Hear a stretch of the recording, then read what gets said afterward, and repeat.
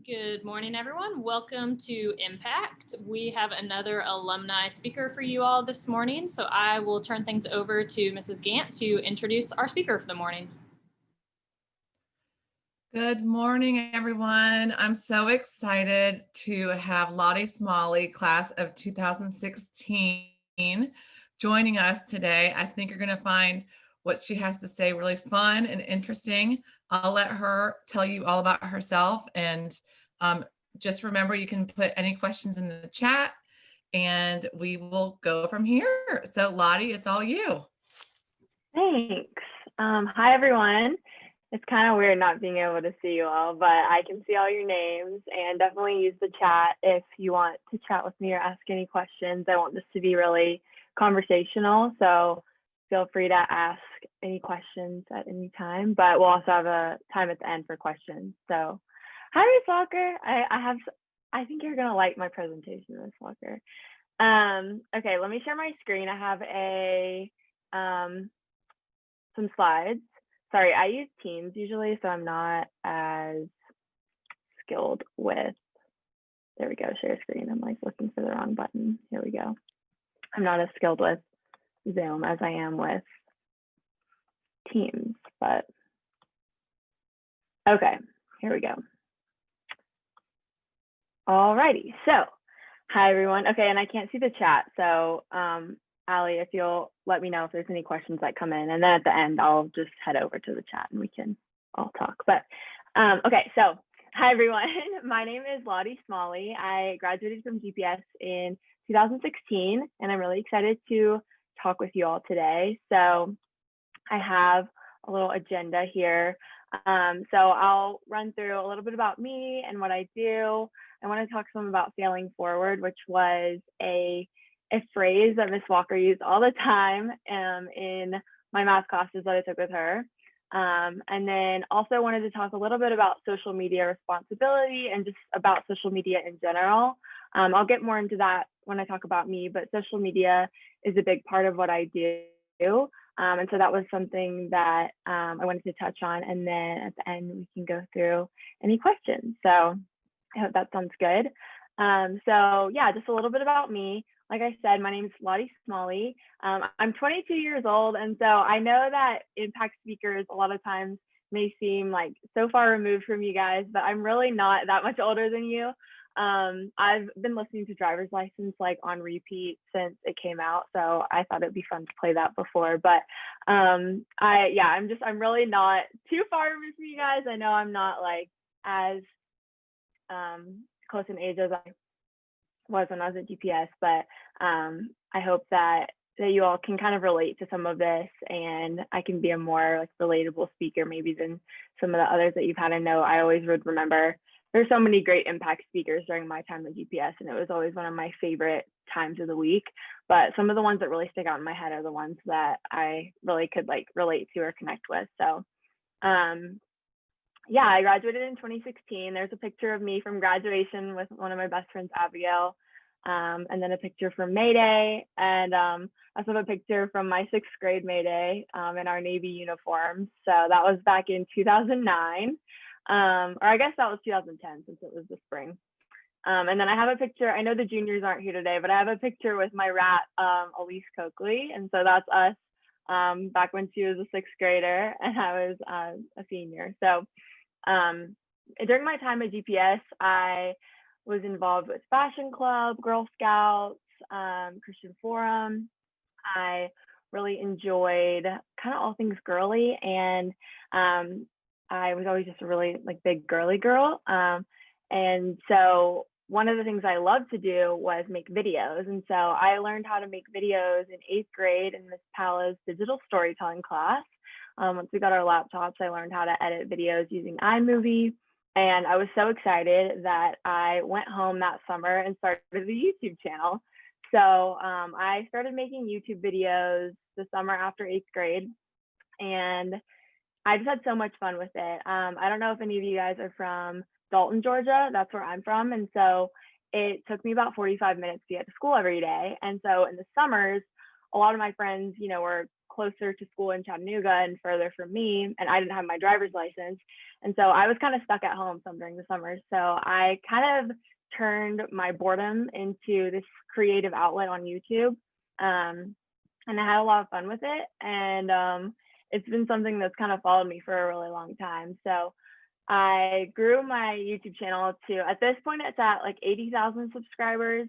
When I graduated, it was around 50,000, but it was just a really fun thing for me to do kind of as an outlet, especially like I said, in the summers while I was at GPS, but I also would upload as often as I could during the school year.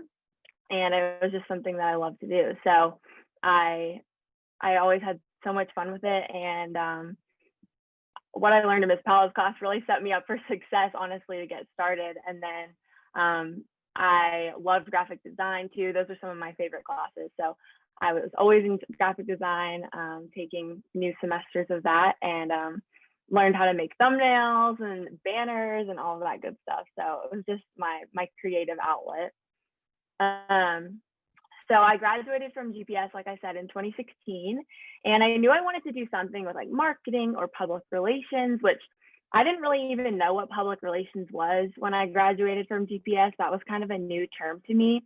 I knew advertising, marketing, but PR is kind of the communications side of marketing. I call it like the fun side of marketing. Marketing is kind of like the numbers and sales, and that PR is a little bit more like fun campaigns and branding, but it all kind of overlaps at this point. But anyways, I went to UGA, University of Georgia, and majored in public relations, which was awesome. I really love that major, and I kind of knew I wanted to do that based on some of my experience with YouTube. Growing up, I had so much fun kind of promoting products and talking about my favorite things on my channel that I thought it would be so fun to do that kind of for a brand in the future. So that's kind of what got me into my major, interested in like PR and marketing. So I got really involved at UGA. I think it's so important, whether you're at GPS, whether once you get to college, so important to get involved, join a club or 2 or 3, and make some friends that way. And I definitely did that. I had a lot of fun at Georgia. I was in Student Government Association, which is kind of like student council in a way, but a little bit different. And then was in the PR club. There's a club for almost every major when you get to college. So you can join a club for that, and made a ton of friends. And then in the summers in between each of my school years at Georgia, I would do internships, which, if you don't know what an internship is, it's basically just like a temporary job where you'll work for the summer or for 6 weeks or so with a company. You may get paid or you may get school credit for it, and you just can learn a lot and kind of dip your toes in to what that kind of a job might look like without actually having to commit to working there full time. So it's a really cool opportunity to kind of see what you like, see what you don't. I definitely recommend doing as many internships as you can when you're in college, because it really helps you know what you're looking for in a job by the time you graduate, what you like, what you don't, things like that. So when I was at Georgia, I interned in New York City for 2 summers. When I was a senior at Georgia, I was really deciding between going to school at UGA and going to a school in New York City, a fashion school where I would do like fashion marketing. But I ended up going to Georgia. But in my head, what I said is, okay, well, I'll compromise and I'll go to Georgia, but I'll spend the summers in New York. So my first 2 summers, I interned there, and I worked for PR firms in the city, which was so much fun. It was really cool just to learn more about New York and learn more about what actually working at a PR firm is like. You hear about it in your classes, but it's really cool to get that hands-on experience. And then my last summer, so the summer after my junior year of college, I actually got to intern with Coca-Cola, which was amazing. The Coca-Cola company based in Atlanta, Georgia. So I worked on their public affairs and communications team for their North America business unit, which was really cool, and just had a great experience there. So that was the summer before last. So that's a little bit about kind of my time at Georgia, my internships. And so after last summer, well, summer of 2019, the last like non-Corona summer we had. That's when I was at Coke. And then I graduated in May of 2020. So just last May. And then I got another internship actually with Coke this past summer that was virtual. And I was so thankful for that opportunity because so many internships were getting canceled because of coronavirus, and a lot of things were getting rescheduled, all that. And so I was really thankful to get to have that opportunity to intern with them again. So I interned virtually. This time I was on a new team and I was working for Coca-Cola Global, whereas before I worked just for the North America unit. So that was really an awesome opportunity. And then from there, I actually got to stay on with the team. And now I work at Coke full time. So I do communications and design work for the company. And I absolutely love it. It's amazing. It's kind of not what I thought I'd be doing, but life's funny that way. You think you do one thing and then there's something else even better in store for you. So I love what I do now, and I'm really thankful for my job, especially because of coronavirus and everything. It's cool to be able to do what you love and do it from home, at least for now. So that's a little bit about me and what I do and all that good stuff. Let me take a sip of water. But yeah, and so with all this being said, I definitely have not been without my challenges in life, without my struggles, without my failures. And that's kind of what I wanted to talk a little bit about today before I get into kind of the social media side of things. If you're just now like learning about me and you've never, heard of me, and I'm telling you all these things about me, you may be like, wow, like she really has her life together. Like she knows what she's doing. Like especially with social media today, it's so easy to compare yourself and think like, wow, she's so perfect. Like she, has this job and she graduated and, just so cool, whatever. But I mean, can you, everyone like raise your hand or send I don't know if you can raise your hand on Zoom, or just like send an emoji in the chat or something. If you've ever compared yourself to someone else on social media, because I definitely have. I do this all the time. My friend Caroline and I, from GPS actually, Caroline Mitchell, we have this tradition where we every New Year's get on a FaceTime call and we share our resolutions with each other. It's a tradition we've had since we were like juniors at GPS. And this year, one thing we were both talking about was how we really need to work on not comparing ourselves to others. And this is something that for me started probably in middle school and is still going on today. It's something that never really goes away. And so recognizing that is, something that is just not gonna, make you be your best self as early as you can, and to try to work against that is so important. So yeah, I mean, like the slide says, hardly anyone posts about their rejection letters, their breakups, their failures online. And that's something that's so important to remember, because from first glance, from what I'm telling you today about myself, if you look on my social media, you'd be like, wow, like she has it together. But this is just a short list of my failures. And maybe some of you guys can relate to some of these, maybe you can't, but maybe one day you will.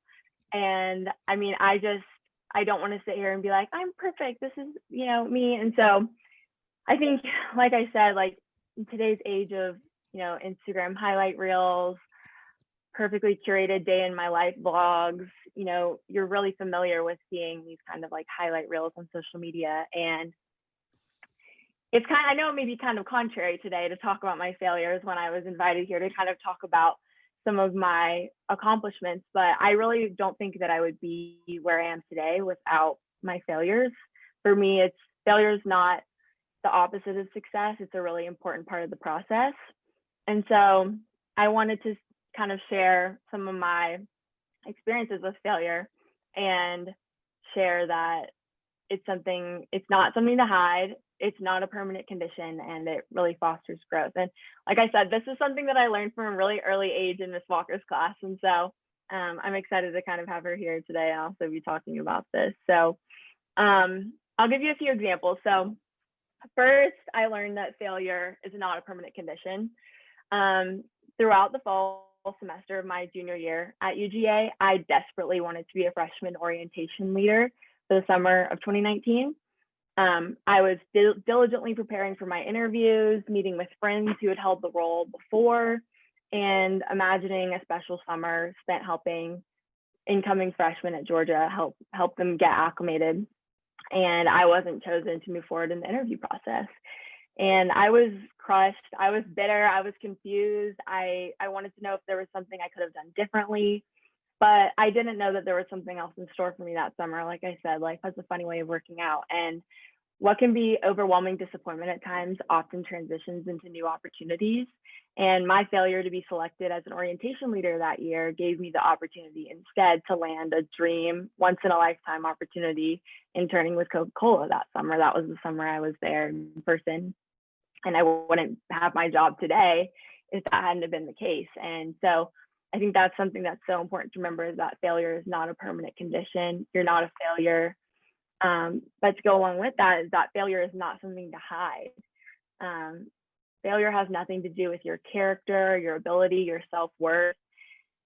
Today, like, you're listening to someone who, I'm sitting here talking about how I graduated from the University of Georgia, but I'm someone who was initially deferred by UGA in the application process. And I'm okay to sit here and say that. I applied early, I was deferred, and then I was later accepted, which basically doesn't mean I was ever rejected or waitlisted, but they have a process if you're, in middle school and you're still learning about how college applications work. Basically, you can apply early to show that you're really interested in a school, and then get deferred to kind of the regular admission process if they don't want to take you in that first round. So I was crushed by that. Like, I was so upset, and Georgia had been my dream school for so long. And so for that to happen, I like don't even want to think about that day. It was so sad, but thinking about where I am today is just a huge 180. And I mean, I was embarrassed to admit that when I was a senior at GPS. I didn't want to tell people I had been deferred. But when we're open about our failures and the emotions that accompany them, I think that it can encourage others who experience the same and remind them that they're not alone. And just because someone tells you no doesn't mean you're unworthy. When you learn to divorce your worth from an outcome, failure becomes a better teacher. And it's, like I said, just not something to hide. And then the last truth that I found about failure is that failure fosters growth. Doctors tell us that bones heal, but broken bones heal back stronger than before. And if you succeed all the time, you're not really pushing your limits.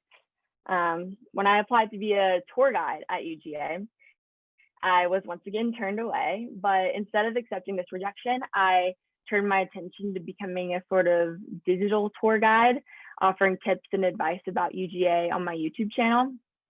And after this kind of online pivot, I met a viewer on campus at Georgia in one of my classes, actually.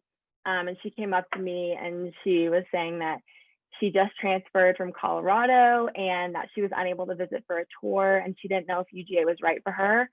But she told me that my videos were so helpful and that they made her really want to transfer to UGA and made her feel like it would be a good fit for her and that she was loving it, and she couldn't thank me enough. So that was such a cool moment and kind of helped me realize that, you can create your own experiences, and that failure can be such a good teacher and can push you to try something that you maybe wouldn't have before. So when failure seems to throw a wrench in your plans, you can use that wrench to build something new. And I think that failure really promotes growth in that way. So the message that I want to share more than anything is that we all have the ability to redefine what success looks like. I don't consider the accolades as being an orientation leader, being the valedictorian, being a UGA tour guide, being in terpsichore, being the lead of the spring musical, getting a 5 on my AP exam. None of those things is a determinant of your success or your worth. Rather, I celebrate the growth I've achieved through failure on my own path to success. And it's really gotten me where I am today. So I just wanted to kind of give that reminder. I know that this time of year is so hard when you're setting goals and trying to think about what you want to do better at and what you want to achieve. And so thinking about some of the things, that you wish could have happened in a different way, I think rethinking that and thinking how can, you kind of turn the page and do something new this time of year. And two, it's just such a time of year of reflection and planning, and it's such a hard time right now with COVID with that. And so I think just like rolling with the punches too is a big part of life right now. And I think that's a big part of growth as well. That's been a big part for me, definitely, because I'm a huge planner. So yeah, that's kind of what I wanted to start with. I know that was kind of like a big statement about failure and success, but I think it's such an important one to remember. I know I'm always comparing myself to others, and that was something that I really struggled with at GPS, I think too, especially even more than in recent years, because you're so close with all of your friends, you're around everyone all the time, everyone so well that it's so easy to kind of say, I wish I was more like that or like that or like that. But really owning who you are is such a big part of your own success. And so that's kind of what I want to talk about too, is social media.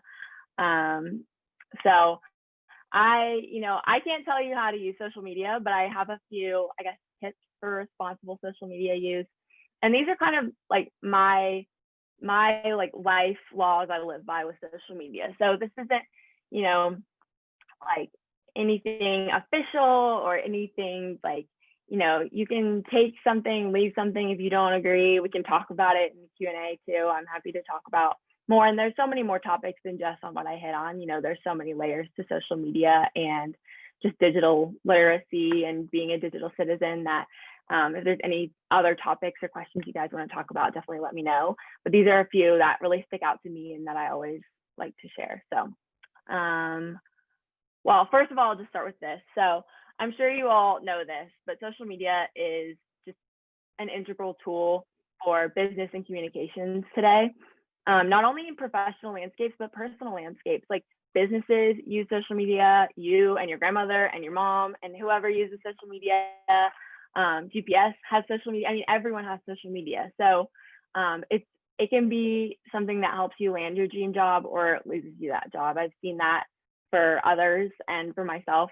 Not losing job for myself, luckily, but I've seen that happen, across the board to everyone. And I'm sure you've all grown up kind of hearing this at this point, but it's just so important. So the one thing that if nothing else sticks with you today about what I'm talking about on social media, this is the biggest thing. This is something my mom said to me from a really, really young age, is if you wouldn't want it on a billboard, don't post it. And this has just always stuck with me. Even like this image, just with like a billboard, is always in my head. So yeah, just always remembering, like, even if you have a private account or a public account, when you agree to terms and conditions of different social media platforms, like they have access to your content. Like it's still out there. There's ways to access your accounts, even if they're on private. It's definitely a little bit more secure, but it's not like it's in a safe anywhere if you're on private. And so this is something that I've always remembered from the first day I got a Facebook in the 6th grade, is that if you wouldn't want it on a billboard, don't post it. And like I said, I'm from Dalton, and so I would drive like 45 minutes on I-75 every day, and I would pass so many billboards. And so I always would just think about this every time I saw a billboard. This is something I would think about. And so even if it's a text, like if you wouldn't want it on a billboard, don't post it. Like if you can screenshot something and use it as an Instagram ad, don't post. If you wouldn't want that to happen, don't post it. And that doesn't mean you don't need to post anything ever. There's definitely things you can post, but it doesn't mean, if you wouldn't want your face on a billboard, you shouldn't post on social media ever. But I think it's a really good analogy that always helps me kind of remember what is appropriate and what's not. So here are kind of my 6 personal philosophies for social media. So the first is that you're in control of your feed. I love the mute button. It is such a beautiful thing that they created, the mute button. Mute allows you to just mute people on your feed without unfollowing them, without unfriending them. But if you find yourself constantly comparing yourself to a girl in maybe even in your class, and you don't want to be someone to unfollow or unfriend, you don't want to be unfriendly in that way, but it's not healthy for you to see her vacation at Aruba when you're stuck at home with your little brother. Like if that's just not helping you have a good Christmas vacation, mute. You're in charge of your feed. That's something that I've really had to learn. And I really like the mute button. I think it's the most respectful way to prioritize yourself and your mental health, because you can always go and check in on them if you still follow them if you want to, but it's not like interrupting your day or causing you to have negative thoughts in the middle of your day. So I love the unfollow and the mute buttons. I think that they should be used diligently and thoughtfully, but I mean, don't go muting everyone, but I think that they are great tools and they're there for a reason. So that's one of my biggest ones. Next is the golden rule. I'm sure you've heard this so many times, but treat others as you would want to be treated. If you don't have something nice to say, just keep scrolling. It's so easy to want to, I know that sometimes like you just don't like someone and that's fine. Sometimes it doesn't even have to be a reason. Like there's just people that you don't get along with. There's people that don't like me and I know it and it's fine, but you don't have to say something about it. Like just, you can back to the mute button, you can mute them and keep scrolling. It's so not worth your time to bring someone else down. That just really, it's more of a reflection on you than of anything if you're going to be negative or be gossiping about someone, or even like, it doesn't even have to be a comment that you're making on something, even like DMing it to your friend and being like, she looks, like, what is she wearing? Like that, I still like, that says a lot more about you than it does about the person that you're talking about. And so that is one of my biggest tips too. Again, if you wouldn't want it on a billboard, don't DM it, don't post it, don't message it. Like if you don't want your friend to screenshot your DM and send it to that girl, don't do it. Okay, and then screen time. Screen time is so important. I'm so bad about screen time, you guys. But I try to set goals and limits for myself on my phone. I don't know if you guys have iPhones, but if you do, you can get a little widget for your phone that has your screen time. And I totally recommend adding that widget because it helps me so much to realize actually how much screen time I'm using, especially with coronavirus and staying at home. It's so easy to be on your phone so much. And so I try to set a limit for myself. I think everyone kind of has a different, limit that they might hit. I have to use my phone for work a lot. So I try to kind of separate that because my screen time is really high because of that. But, everyone has their own kind of goals maybe you want to set, but just monitoring it and like realizing when you've been on your phone for too long is so important, because it's so nice to get outside and like breathe some fresh air. Like I've been trying to read more lately, which has been it's one of my New Year's resolutions, just reading actual paper books. It's just nice on the eyes, Okay, and then number 4, when in doubt. So if you're unsure about something, just sleep on it. I think this is one of my favorites. You can always leave something in your drafts and sleep on it and think about it. You can ask a friend like, hey, do you think this is funny? Or hey, do you like this caption? Or hey, do you get this? Like, I think one of the biggest ones is like when you're trying to be funny and making sure that other people would get it before you post it to, like, hey, like, do you get this? This is funny. Especially like on TikTok or Twitter. But then on Instagram too, like if you're just unsure about something, definitely like you can always ask a friend. If you're close with your parents or you have that kind of relationship where you feel like you could ask them, definitely ask them, or a teacher. I'm sure anyone that you feel like comfortable with in that way would be happy to look at it. Then be the real you. I think this one can be hard because like we talked about, like no one's posting about their failures online. And so it's really important to be the real authentic you, but also not to be too, perfect online, because you don't want to be kind of feeding into that loop of social media perfection. So kind of finding that balance between putting your best foot forward digitally and being authentic to who you are is so important. And I think one of the first and easiest ways I can think about this is cutting it out with the Facetune, stop with whitening your teeth. Like, I think it's totally fine to put filters on your picture. I love like filtering my pictures and making them all look cohesive. But like making yourself look thinner or making your teeth look whiter is not making you more authentic or doing anything to help with the comparison on social media. And so I think that's a really easy place to start, but there's a lot of different ways that can kind of manifest.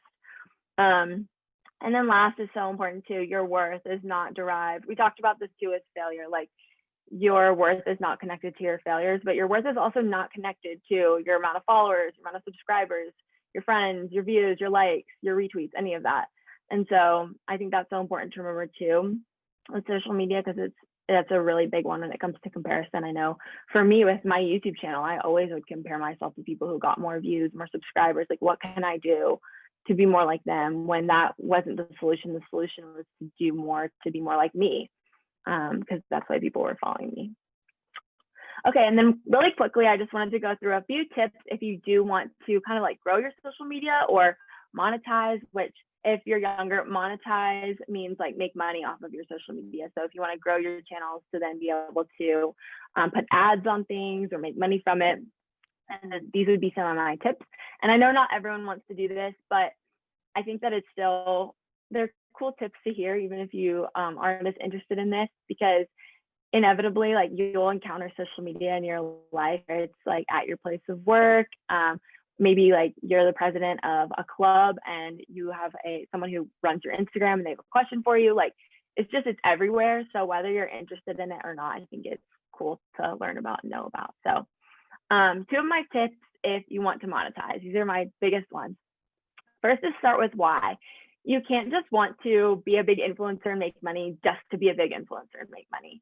I think that is a really important one, because I see so many people today, and I mean, some people succeed at it, but you can tell when people are just in it to be big and make money and be famous. And I think that really comes through. And so one of the reasons for me why I wanted to start my channel was to help other girls and to kind of be that big sister for them in a way. I never had a sister, I just have a brother. And so kind of having giving girls that knowledge on my YouTube channel, things like, what to pack for your dorm, or, how to apply to college, things like that, can be such positive knowledge that gives girls the confidence they need to go out and do those things. And so that was kind of, for me, I wanted to kind of be that person for girls. Like, I loved watching videos and I loved having those people that helped me, and I wanted to help other girls in that way too. So I think finding your why is really important. We already said this, so followers do not equal impact. And so that goes right along with, like, it can't just be about wanting to be famous. You can make a difference in people's lives having 1,000 followers, 10,000, 500,000. It's not about how many you have, because you can make a difference or a change or impact someone at any level. And the last thing I wanted to say with this one is that you should never sacrifice your own reputation in an attempt to gain views or followers. This is a big one for me, a personal belief of mine. I really believe that, especially with TikTok, I love TikTok, but I would never post like a bikini dancing TikTok just in an attempt to gain followers and gain the attention of people on TikTok, like boys or anyone like that, because that's just not who I am.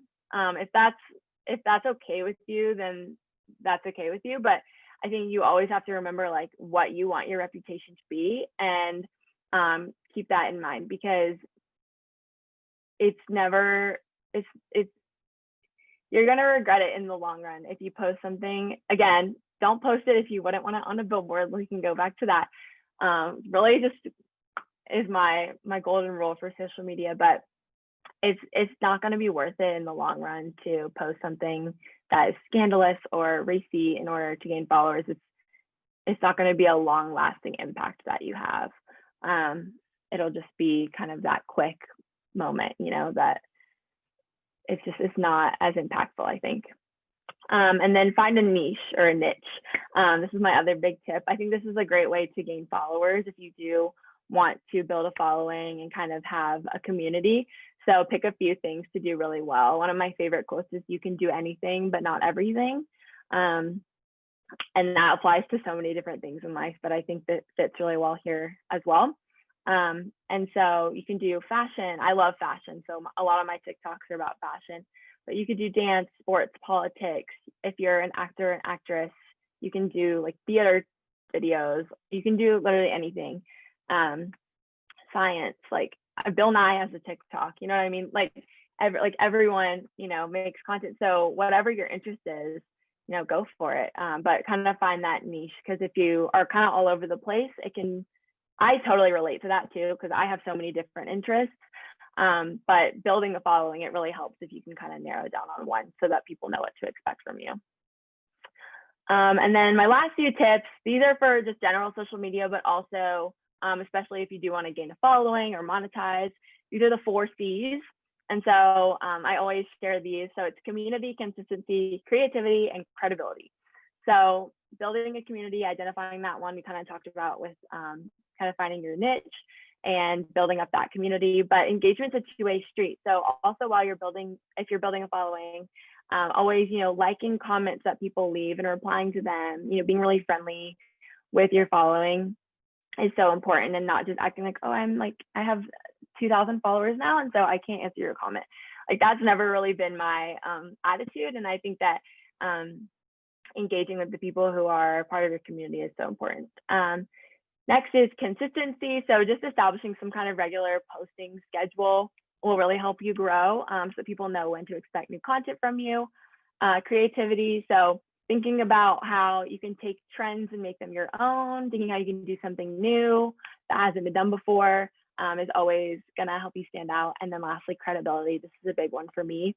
I never accept any kind of like brand deals or sponsorships for products or services that I wouldn't pay for or use myself.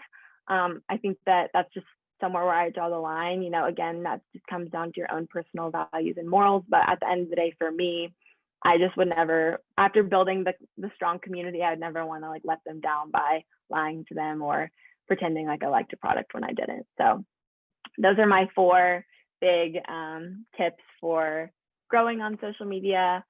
And I think with that, that is pretty much all I had for you guys today, but I'd love to go through questions. All my social media is just Lottie Smalley. My last name is Smalley, so it's just my name. So you can find me on YouTube, TikTok, Instagram, Twitter, LinkedIn, any of these.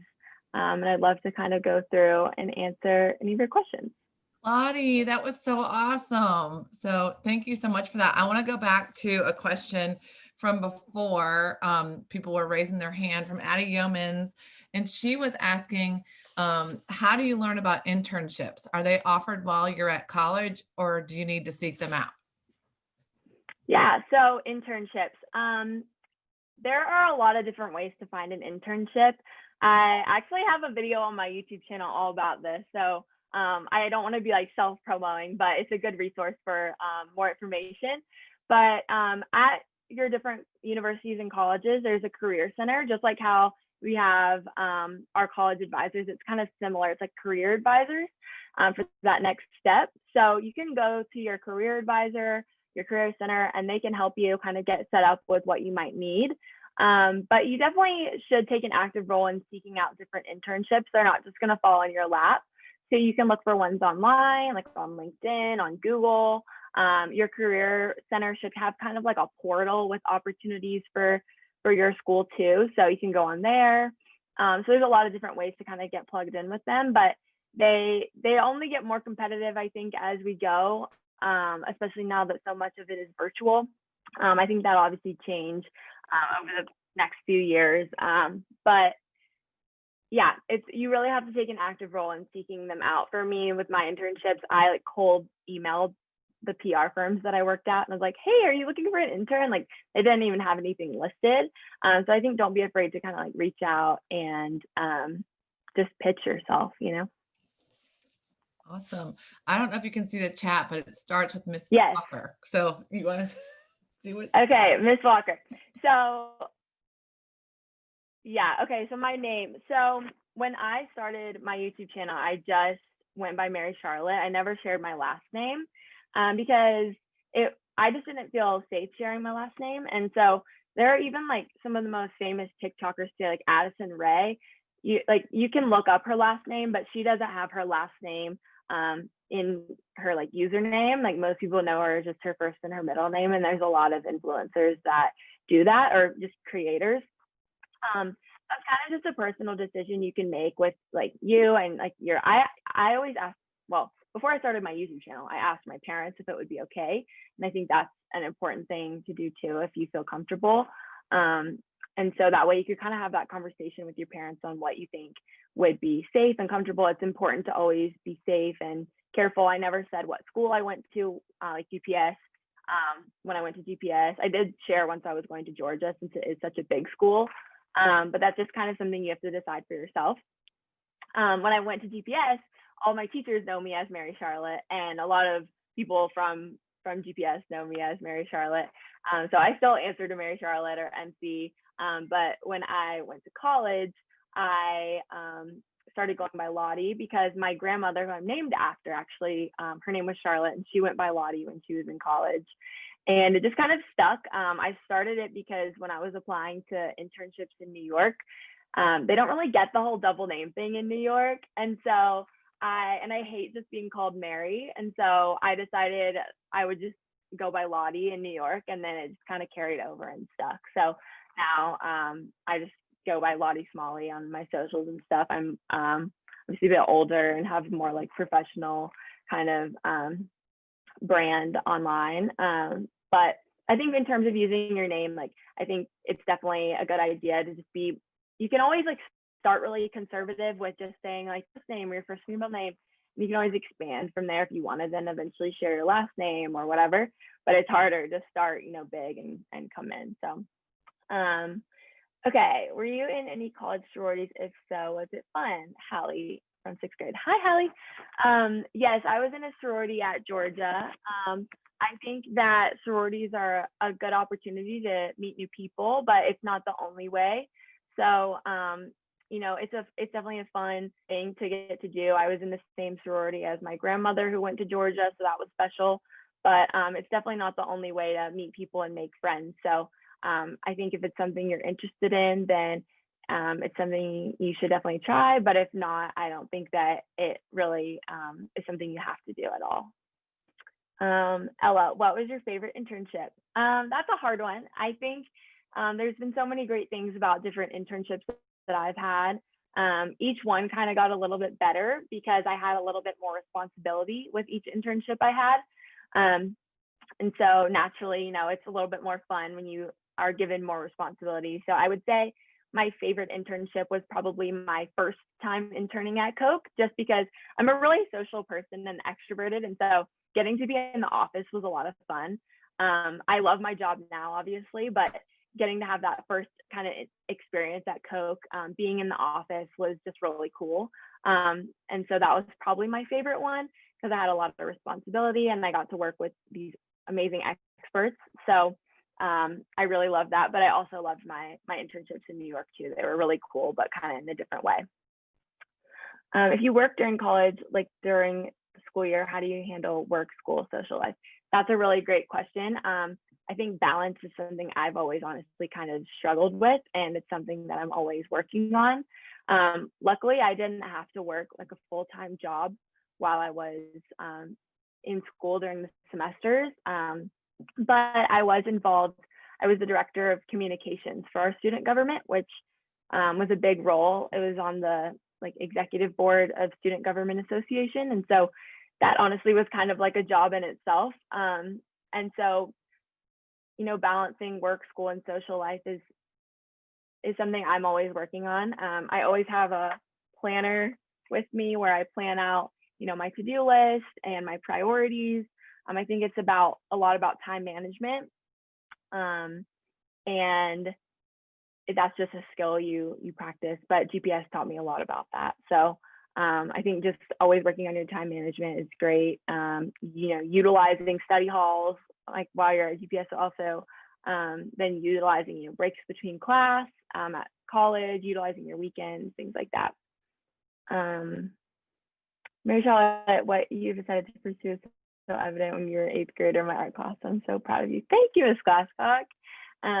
It's definitely been a good fit, and the arts are always one of my favorites to go to in the day, and so now it's really cool that I get to kind of combine the arts and graphic design with communications and what I love doing. So what is your favorite GPS memory? I don't know. I would say there's so many, of course. I mean, May Day was obviously a really exciting and happy one for me. I think kind of a unique one would be Robin Hood. It used to be a tradition before, what do we call it now? It's like community service councils, like is it still called Robin Hood today, or is it called, I feel like it was called something else. Today, the Partnerships and Community Council. Yeah. But yeah, there used to be this kind of like fair called Robin Hood in middle school that was really fun, and all the proceeds went to different community organizations. And I just remember my friend Susanna bought a goldfish, and that gold at Robin Hood in like 6th grade, and it lived till we were like seniors. It was so funny and cool. But anyways, that was a fun one too. And also just like I just have so many fun memories from study hall. And also I helped with Bruiser Tubes like senior year, which was really fun too. How well did your first video perform?